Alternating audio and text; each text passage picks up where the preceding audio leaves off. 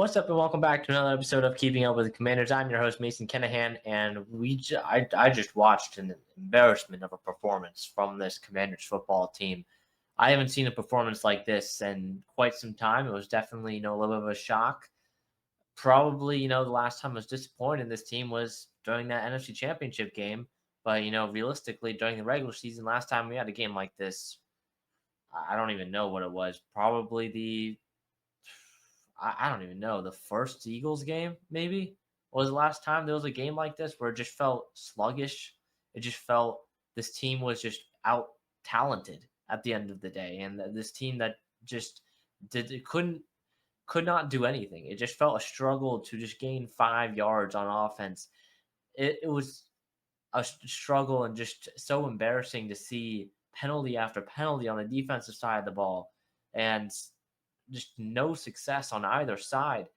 It was bad. But if you're living under a rock, the Commanders lost to the Green Bay Packers on Thursday Night Football in Lambeau, 27-18, in a game where Washington lost a lot of bodies. They lost a lot of just everything, really. A lot of momentum.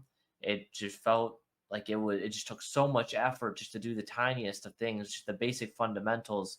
It felt, like me just screaming at the TV at Dan Quinn at the end of the first half, or Cliff Kingsbury's play calling at times, just the lack of tempo, the lack of energy that came from this team in the first half. Let's just jump right into the first read. Washington falls to the Green Bay Packers on Thursday Night Football. Like I said, the energy to start this game was underwhelming, to say the least. It was difficult to watch. Green Bay came out there on that first possession, and Washington ended up getting a stop, but it was clear from the start what their plan was, and that was to attack number 2 in that secondary. That was the weakness for Washington throughout the entire first half, and really throughout the first 3 quarters. The final score makes it look a little bit better than it really was, as final score Washington only lost by 9, but it was a disaster. And throughout the first half, even though Washington was only down by 11 at halftime, it felt like they were down by 30. They got lucky with the doinked field goal after some poor clock management skills and timeout usage at the end of the first half by Dan Quinn. The second week in a row, he's done this as well on the offensive side. We'll get into the mismanagement there in a second, but like I said, it just felt so difficult to do some of the easiest things, the things that we've seen this offense or this defense do successfully over the last, year or so under the Dan Quinn, Joe Witt, Cliff Kingsbury regimes. It felt uncreative at times on the offensive side of the ball with Cliff. It felt, undisciplined on the defensive side of the ball a good amount throughout this game. Washington finished with 5 penalties for 30 yards, but they maybe have 3 or 4 more that were declined. It was bad for this Washington defense. Just too physical all around on the defensive side of the ball. And on the offensive side of the ball, at times, it just felt like they weren't physical enough. So it was kind of just a little funny between the two. Defensive side, on the secondary was being too handsy, and just lacked, movement skills, really, for some of these corners, just getting over screens. While on the offensive side of the ball, it was just not getting any movement on the offensive line at all, which we'll get into some of the jarring stats from this offensive line's horrendous performance, really, throughout this game, because it was bad. But overall, Washington lost this game 27-18. They also lost some key players due to injuries for what seems like to be the long-term future as well, which you hate to see. This Washington team was very lucky with injuries last season, beyond the Jonathan Allen injury, beyond, the Noah Brown injury towards the back end of the year. It felt like Washington was fairly healthy throughout the entire season. Yeah, Jaden dealt with a broken rib, but he played through it. That's really the only 3 key injuries I can remember from last season. But Washington may have just lost two key contributors for the entire year just tonight, along with so many other players that kind of entered and exited the game throughout this game for Washington due to injuries. We'll get into the full list probably in the final thoughts, but it was a bad, bad, bad night for a Washington fan. It was ridiculous to see some of the mistakes they were making. It was some of the same weaknesses that they showed last week against that Giants team, the same mistakes they were making last season, that ended up costing them in the NFC Championship game or costing them in, the Steelers game, the first Eagles game, stuff like that. It was really depressing to watch to see it's the same stuff. And it's the same players too, really, that keep on making these mistakes.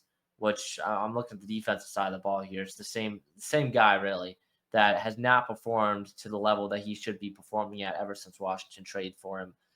Let's just start with the offense, though. There's just so much to talk about. On the offensive side of the ball, for some final stat lines real quick, Jayden Daniels, 24 of 42. I didn't even realize he threw the ball 42 times. That's kind of insane. 200 yards, 2 touchdowns, no picks. Both touchdowns were really kind of garbage time. Took 4 sacks, which don't remember the last time Jayden took 4 sacks in a game, just because, it's been, he took 3 sacks last week, and then last year, I'm pulling it up now. Last year, last time he took 4 sacks was the week 17 or week 18, I guess, technically, against the Dallas Cowboys last season. So that just shows, not something normal for a guy like Jayden Daniels to happen. The passing game, Zach Ertz led the team, 6 catches for 64 yards and a touchdown. He had a pretty solid night himself. Not many players, you can say that for. Terry McLaurin had 5 catches for 48 and Debo 7 catches for 44 and a touchdown. But it really felt a lot of these yards came in garbage time when the team was down 2 or 3 possessions late in this game and just could not. They started getting success later on in the game, like I said, but for the first 3 quarters, they could not move the football. It felt sluggish from Cliff Kingsbury. It felt uncreative on later downs. It just felt the aggressiveness overall that we've seen from this offense just wasn't there at all.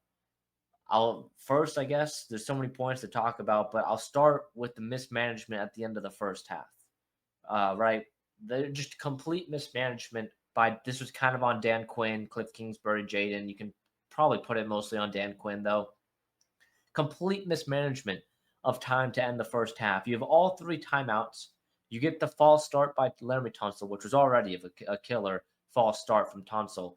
That was really his only mistake. I thought he had a pretty good game throughout this one, except, at the end, maybe he let up a pressure or 2 against Micah, but the game was kind of out of reach at that point. But throughout the majority of this game, he was pretty good for this team. The false start was killer because then you got the 10-second runoff. It goes from 106 left to 56 seconds, something like that. And then the clock keeps on ticking too at the ref's whistle. So then Jane snaps the ball. They run a play, whatnot. The clock is still ticking. I think they just ran the ball, I want to say. And the kind of, the clock is just ticking. They don't call a timeout. First of all, they accept the 10-second runoff so that they don't have to call a timeout, so that they keep their timeout, basically, which then you're like, okay, if you're going to keep your timeout because you're going to accept this 10-second runoff, then you better use it at some point. So they still have all 3 timeouts, but from that 56-second mark or wherever it was after the Tunsil injury, or Tunsil penalty, Tunsil penalty, to about 20 seconds left in the half, no timeouts were called. Washington ran, let me check exactly, I believe they ran 3 plays during this stretch. You had, 56 seconds left. 2 plays. They ran 2 plays. You had, 1 play, really. Well, 2 plays, technically. You got the false start on Tunsil, then 56 seconds left. Pass short right to Debo Samuel. They pick up 6 yards, so now they're at the 40-yard line for Green Bay. They don't get another playoff until 26 seconds. They waste 30 seconds. 56 seconds down. They don't get another snap off until 26 seconds left in the first half. It's 3rd and 4 at that point. It's an incompletion. All right, so that stops the clock. But you just wasted 30 seconds The play looked rushed. It wasn't even like a good play call on 3rd and 4. You got pressure from it was pretty much uh, Jaden had pressure. He tried to chuck it up to Austin Eckler, and it really nothing was there. Um, I think Micah, of course, was doing some damage in the backfield. But Daniels, it's an incomplete pass. So now you're sitting 4th and 4 at the Packers' 40-yard line, and you trot out Matt Gay for a 58-yarder. Matt Gay, who's your kicker, who is historically his big weakness is 50-plus yard field goals. He made a 52-yarder, I believe, barely earlier on in this game. So you trot out Matt Gay on 4th and 4 at the Green Bay 40-yard line. You're down by 11 from 58 yards, and you think this guy is going to make this kick. At least you think there's a greater chance Matt Gay makes this 58-yard field goal than you just going for it on 4th down and converting that 4th down. Which again, you still have all 3 timeouts. Which also, this team was the greatest team, the best team by a good margin, best team really in NFL history on 4th down. One of the best teams in NFL history on 4th down last season. And you think your offense cannot convert a 4th and 4 from the Green Bay 40-yard line? So what's the worst case scenario, right? They get the ball back at the 40-yard line, and they're in good position to go and kick a field goal at the right before the half. Well, Matt Gay from 58 yards misses his field goal, so now you're stuck with you're stuck with giving them better field position, because now they get the ball at their own 48-yard line because he missed the kick. Rather than going for it on 4th and 4, maybe you get an incompletion and now they have it at their own 40-yard line. They now gain 8 yards off of this call of kicking the field goal rather than just going for it on 4th down, and they still get a chance to kick a 48-yard field goal before the end of the half. Now, luckily, this doesn't really matter because Brandon McManus doinks it off the left upright, but the decision-making from Dan Quinn here was something I haven't seen in his tenure. This is like a Ron Rivera type of decision-making, super conservative, going for a kick to make it an 8-point game heading into halftime, which Matt Gay, I don't know if he's ever made a 58-yarder in his career, to be honest. I don't know if he's made one, because he's really good inside of 40 in his career, but he's not good beyond 50 yards in his career. I'm checking now. He has made one 58-yarder. Two 58-yarders in his career. The first one came in his rookie season in 2019, and the second one came in 2022 when he made it from 58 as well. That is, I don't understand. I really don't understand. He's automatic inside of 40 in his career. He's very good still inside of 50. He's 42 of 49 between 40 and 49 yards. But once you get to the 50-plus range, he is 28 to 45. I just don't understand. I just don't understand the decision making. And this is the second straight week where this has happened as well. Not this exact scenario, but in last week against the Giants, you had another penalty towards the end of the end. This is slightly different in this case, but you have a penalty on, I think it was also a false start, I want to say.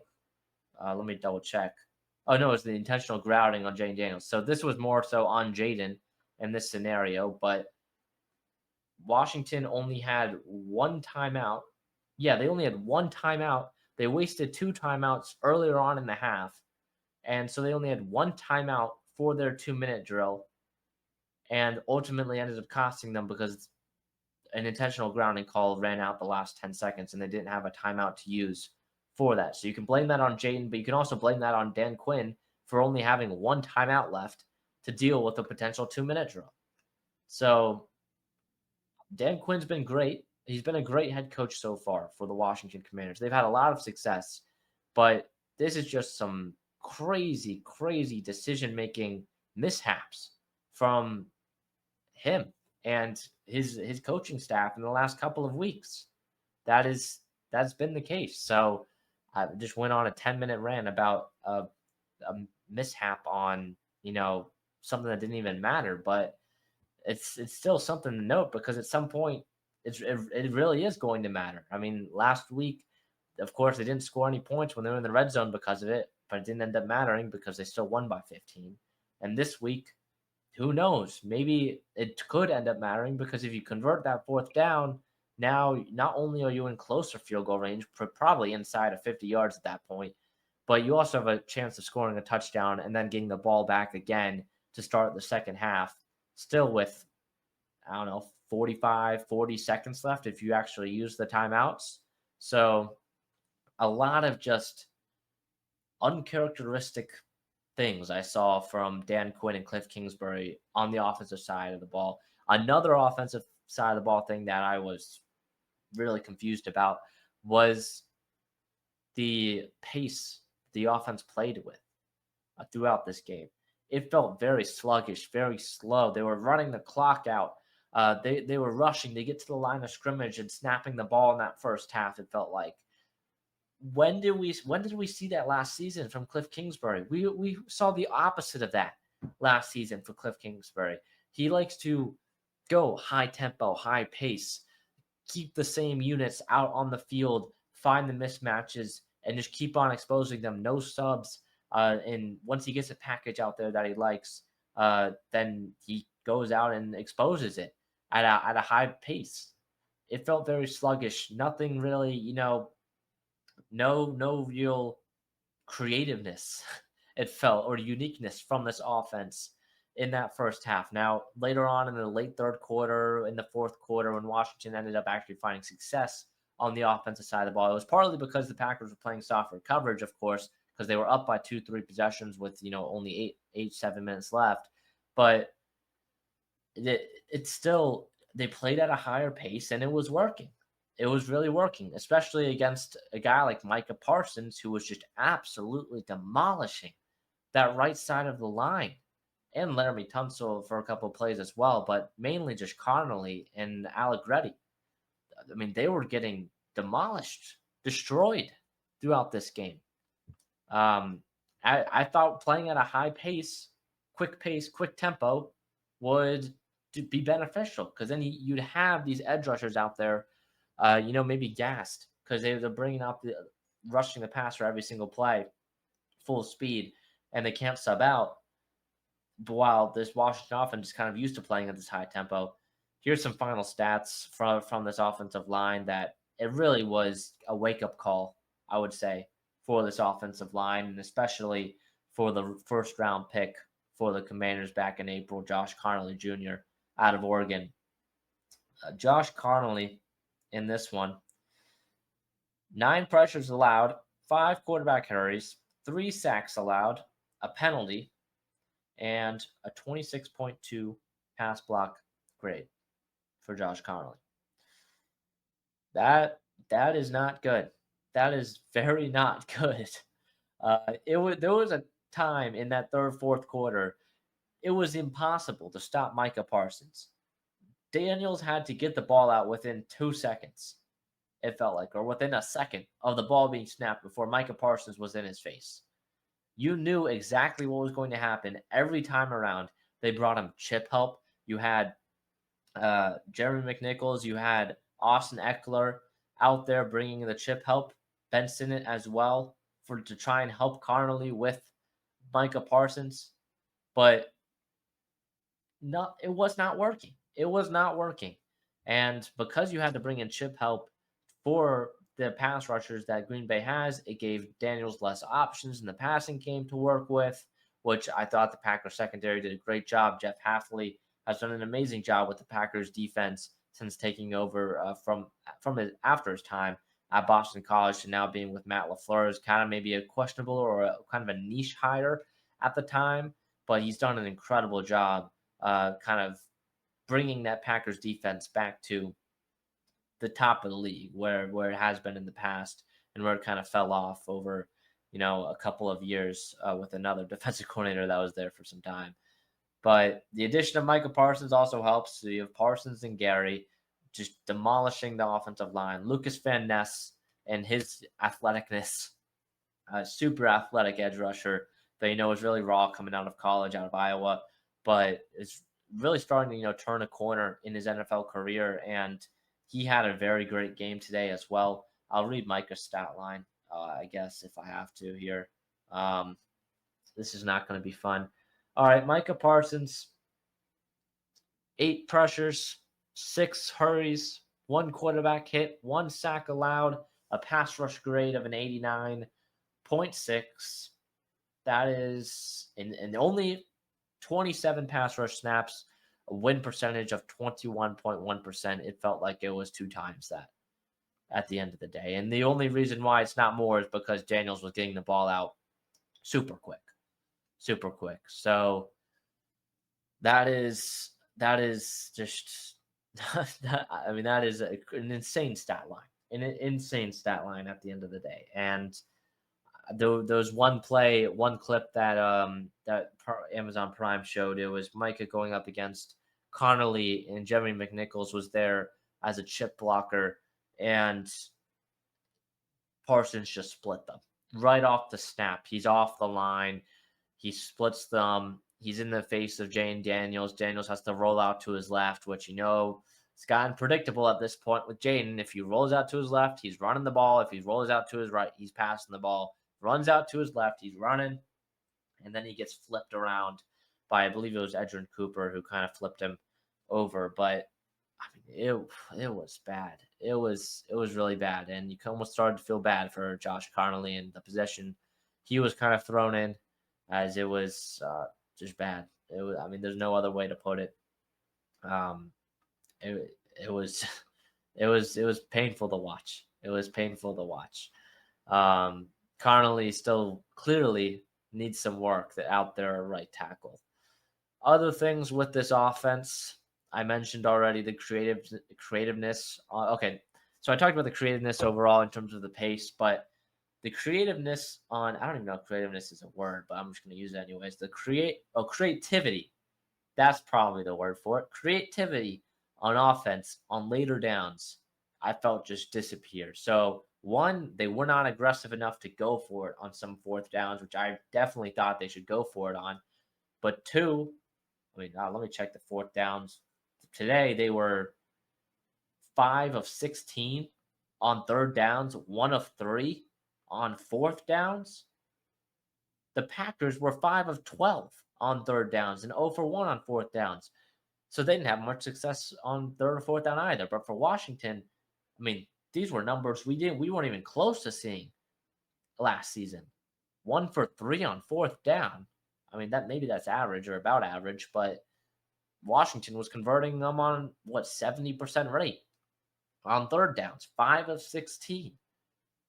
The creativity I just felt from Cliff Kingsbury's play calling and what he could do with Jane Daniels just was not there. Just was not there. I don't know if it was because he couldn't trust his offensive line, which I don't blame him if that was the case. Moving, outside of the pocket with guys like Micah Parsons and Rashawn Gary, two very speedy edge rushers. Same with Lucas Van Ness as well, and even Edgerrin Cooper, who was blitzing on some occasions as well. Did he just not trust his offensive line to get him out of the pocket?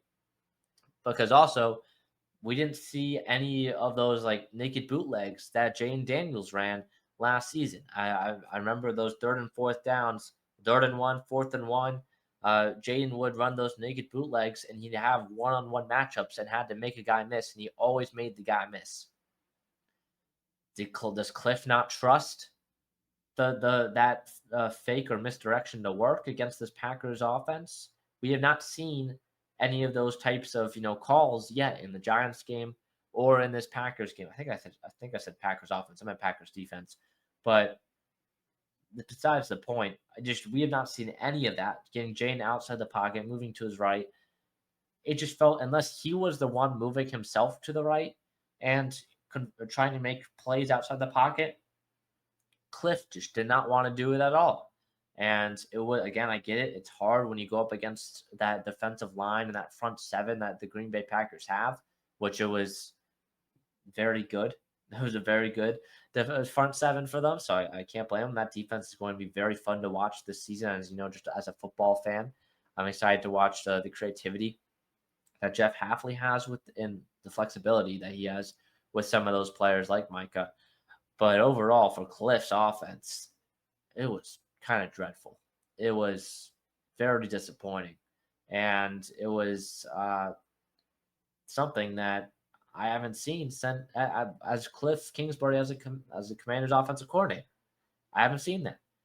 Um, he just felt super conservative and super just not wanting to get to some parts of his playbook that maybe he keeps for later in the year. Maybe that's why he's doing it, but you're trying to win football games.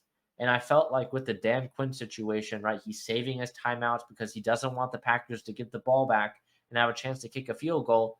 Well, you got to worry about scoring points first before you can get to the second part of that step of having enough time to score a field, not letting the Packers have enough time to score a field goal. So if you're Cliff, yes, I get it. It's just one game here in week 2, but if you're trying to keep some plays for the games later on in the year, yeah, there are divisional games as well, but you've also got to try and win football games. And I just felt this offense today or tonight was just it was just so it's like the same. There was no ups, no downs. It was kind of just the same the entire way. And that's ultimately, I mean, they only got 230 total yards. It was really like 99 yards or something like that through the first 3 quarters. A lot of that was just garbage time, so not super impressive. But yeah, that's what I gotta say on the offense, I guess. Let's move on though to the defensive side of the football. Oh boy, this defense too. This defense as well. All right.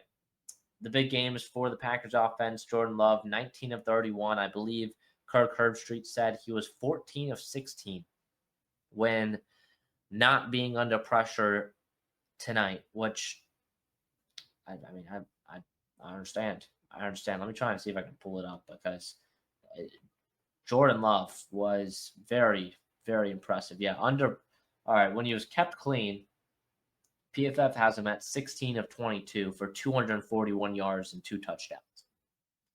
When he was under pressure, he was 3 of 9 for 51 yards. He was not under pressure. He was only under pressure 32% of the time, it sounds like. For 11 dropbacks, he was under pressure according to PFF. So not a ton. Washington did get to him at some points in this game, especially I felt in that third quarter. They started to get to him a little bit more. The leaders in terms of pressures for Washington, Dorrance Armstrong had 4 pressures and a sack. Bobby Wagner had a couple. Johnny Newton, Quan Martin, Javon Kinlaw, a bunch of other guys had 1.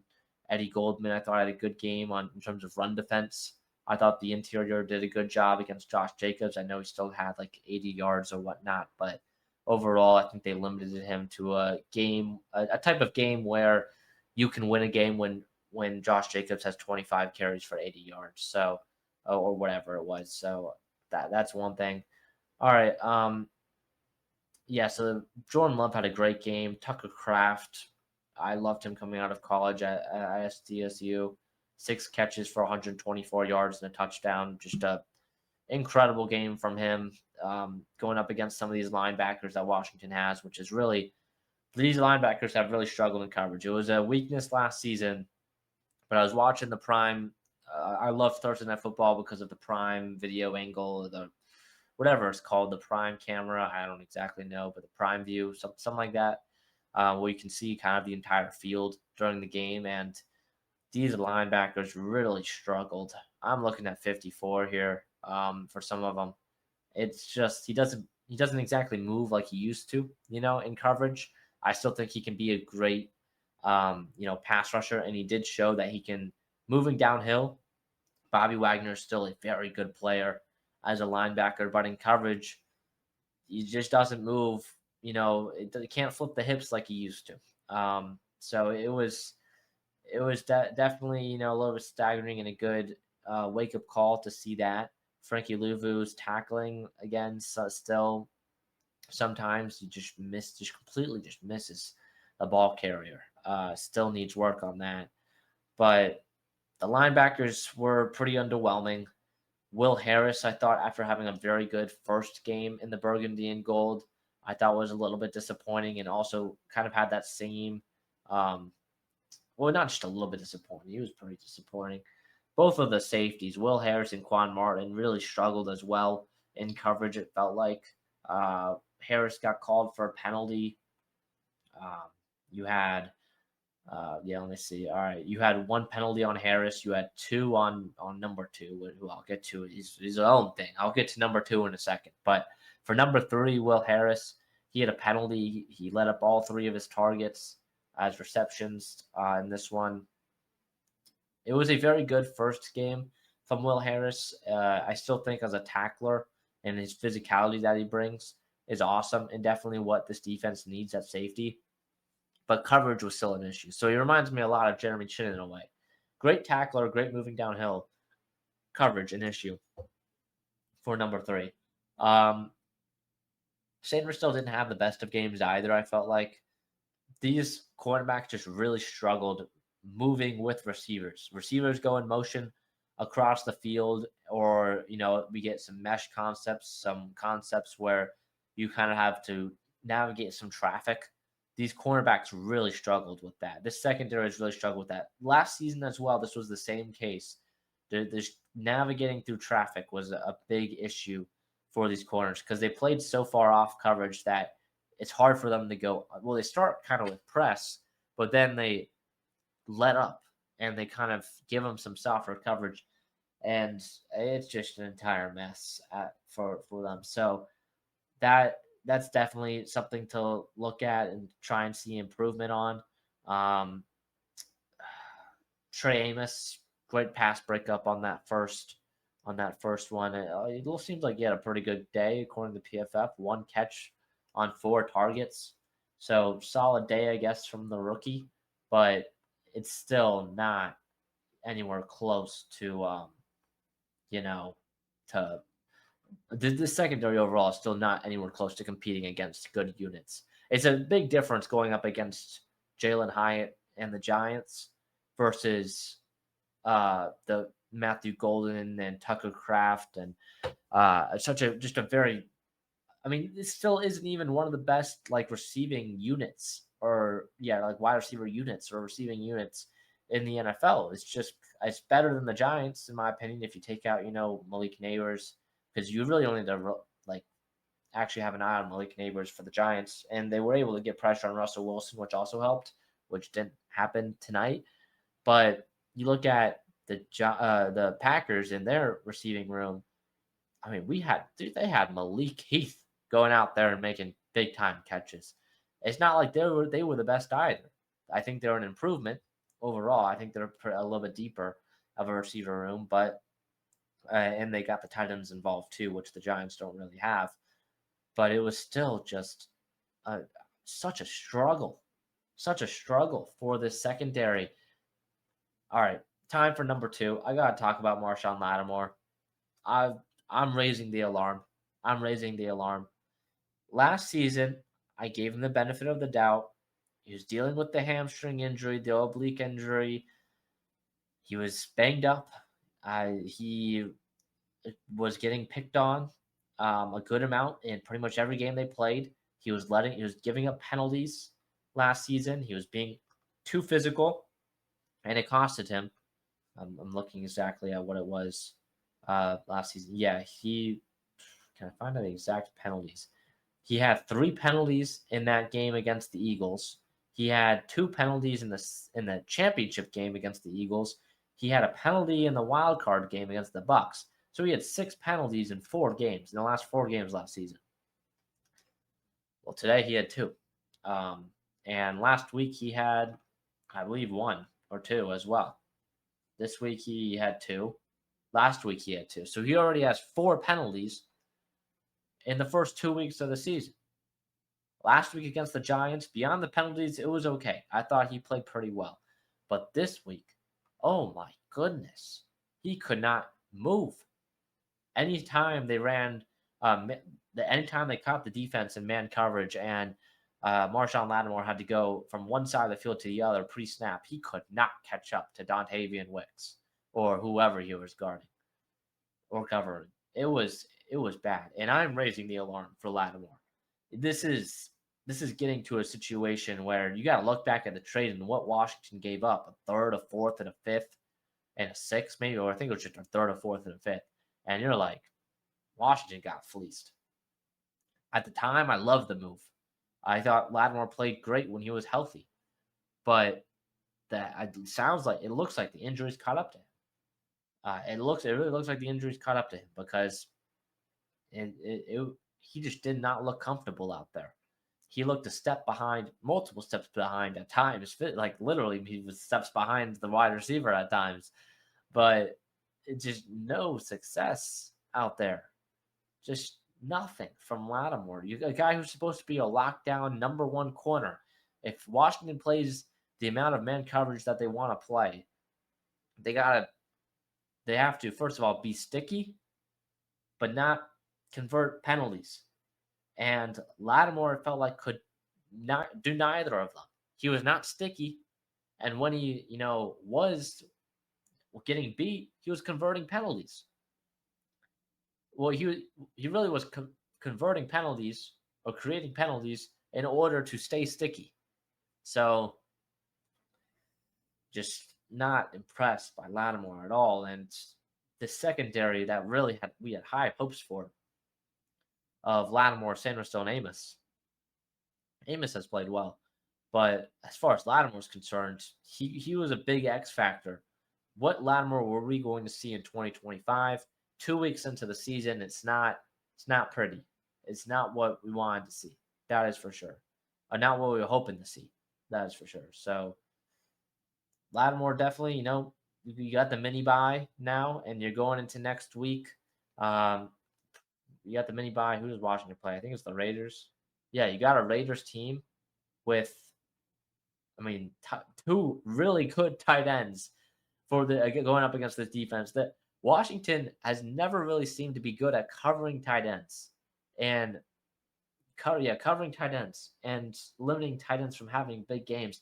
And now you're going up against probably the best tight end unit in the NFL next week. So that is going to be a huge task for the linebackers in coverage and also for Will Harris, who is getting beat by these tight ends as well. Brock Bowers is no joke. Michael Mayer is no joke as well. That is a great tight end duo.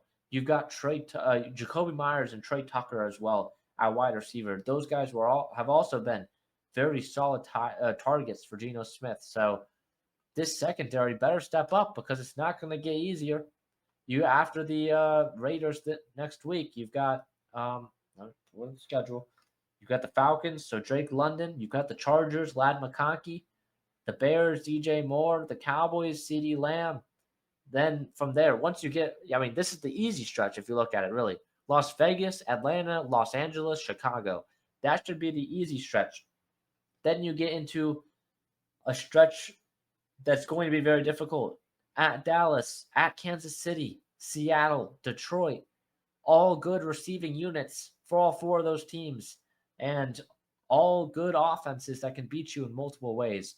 So I guess Seattle would be the least of the concerns there, in my opinion. But and we just got the news, which I guess we can just move on off the defense because we'll just go to the final thoughts. It's just been a horrific night. Per Adam Schefter, sources, Commanders believe veteran running back Austin Eckler did in fact tear his Achilles during Thursday night's loss at Green Bay. Eckler still needs to undergo imaging that is scheduled Friday for confirmation. Really no surprise there, unfortunately. There's really not a surprise there. It is it's a really unfortunate situation. The injuries were another big thing that hurt. That really, really hurt this team.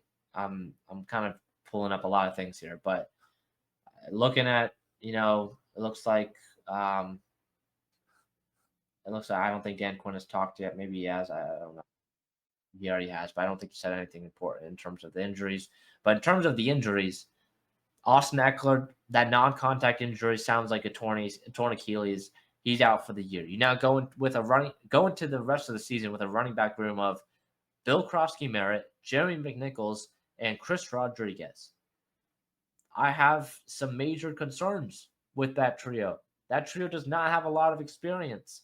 That trio, if you go up against, a pass rush like the Packers had today, that trio really struggled helping out in pass protection. Whether it was chipping, whether it was actually, having one-on-one matchups, they really struggled.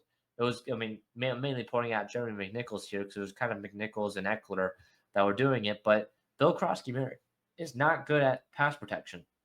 Rodriguez is better, but I'm still concerned about the workload of those three. I mean, you're going to run a 3 running back committee at this point, unless I would assume Washington brings in another running back. It just depends on if that running back is going to be towards the top of the depth chart. I don't think there's really any good running backs available right now.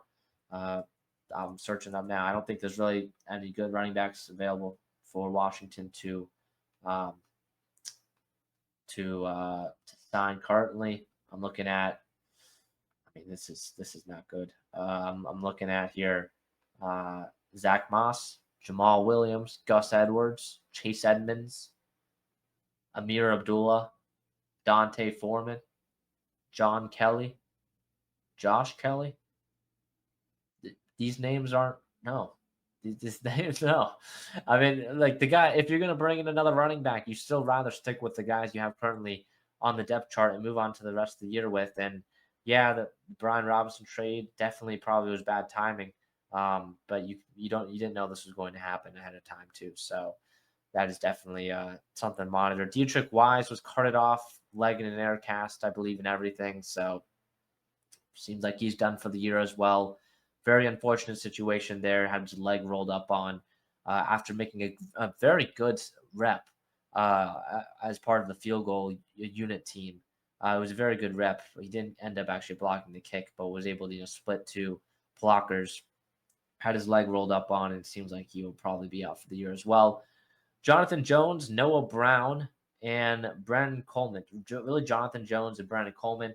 Both of them were out and in with an injury throughout this game. Jaden Daniels as well was also kind of, you could tell he was banged up in that fourth quarter. I don't think it'll be much, but we already knew he was on the injury report for a little bit with that right wrist injury. He was just getting beaten up tonight. Just no help from the offensive line. So that was also a injury to note. Noah Brown being injured really sucks for this receiver room. Luke McCaffrey and Jalen Lane could not create separation at all during the game tonight. It just really was just a huge struggle watching those guys play. Not a lot of fun out there. And then the one that hurts the most, in my opinion, the one that I didn't even realize I didn't realize he got injured until after the game, which it made a lot of sense for Washington's pass protection struggles and where they were coming from. But John Bates got injured in the game and did not return. So that is a pretty big injury. Noah Brown, I think, already said as well, but he did not return in this game as well. John Bates being out was a huge loss because instead of having Eckler or McNichols be your chip blocker for guys like Connolly to help out Connolly, Bates I thought was having a pretty good game as a blocker before going down. I'd have to look back at how many snaps he played. It was only 9 snaps. He only played 9 slaps. Yeah, but he was doing great as a pass blocker before he went down with injury. So that was a huge loss for Washington. Hopefully they can get him back because that was someone who really is a major factor in what Washington wants to do. And maybe that's also a reason why we didn't see Jane running out of the pocket, stuff like that, because you want a mobile blocker out there to somewhat help him. And John Bates can be that guy who can, be a very good blocker for Jaden out in the open field. So there was also that as well. But that'll do it for this episode. Washington's first loss of the season. They are 1-1. No scoregami for people who wanted to be scoregami. This score has happened one time before. That sounds great. So not even scoregami. The Washington Commanders had 2 explosive plays on 65 total plays for a 3.1% explosive play rate.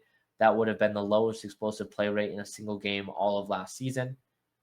Props to the defense, man. Props to the Packers defense.